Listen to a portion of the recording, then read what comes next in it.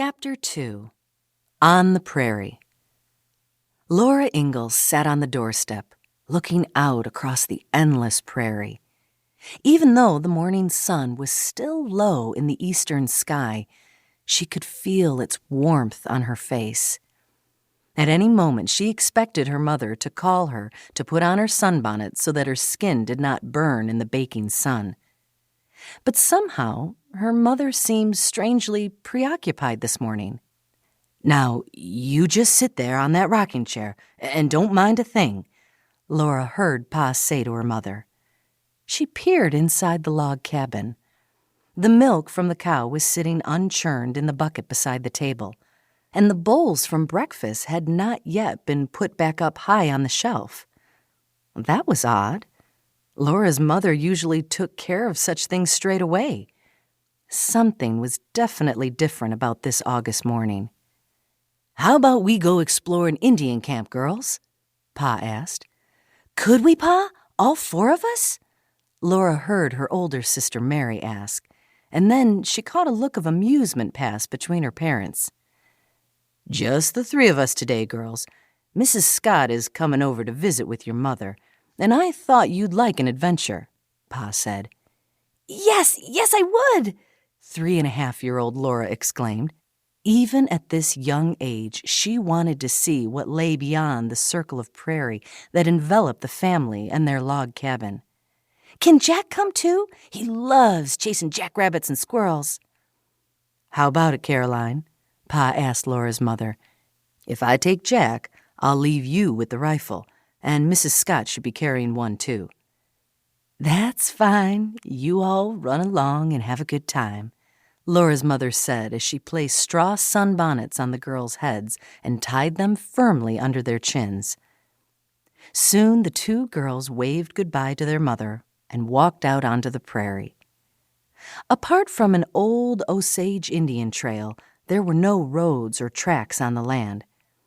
The nearest neighbors, the Scotts, lived more than a mile away, and the town of Independence lay 14 miles to the northeast. Laura knew that she had been to Independence before, but she was too young to remember anything about the place. She did know, though, that her family had settled on this land a year earlier, and that, in that time, her father had built the sturdy log cabin they now lived in, had plowed some of the prairie near the cabin, and had planted wheat and a vegetable patch. Her father had also built a stable for their 2 horses, Patty and Pet, to keep them safe from the wildcats and wolves that roamed the land at night. The only thing that rose above the endless prairie grass was a line of trees in the distance, and Laura knew that the trees bordered a creek. "Is that where we're going?" she asked her father as she bobbed along beside him, 2 of her steps equaling one of his strides. "Sure is," Pa replied. "Will we find Indians?" Laura asked. Even though she lived in Indian territory, a kind of no-man's land where both the Indians and the pioneers claimed ownership of the land, Laura had seen only Indian men. More than anything, she wanted to see an Indian baby, or a papoose, as her mother said they were called. "No half pint?" her father replied, using Laura's nickname.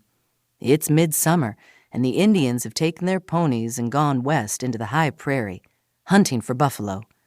They'll be back in the fall with meat and hides, and then they'll settle back in for the winter and head out again to hunt in the spring." "Why'd they do that?" Mary asked. "It's just the way they live. The high prairie is too cold for them to live on during the winter, but just right for hunting buffalo in the summer. And they don't mind moving around," Pa explained. "Kinda like you," Laura remarked. Her father laughed. "I guess I've done my share of that," he said. "It's in the Ingalls blood." Just then, Jack, the bulldog, barked wildly and sprinted off to their left. "He's having just as much fun as the rest of us." "Do you want to be the lookout?" Pa asked. Laura felt her father's strong arms reach down and swing her up onto his shoulders. This was her favorite place to be, looking down.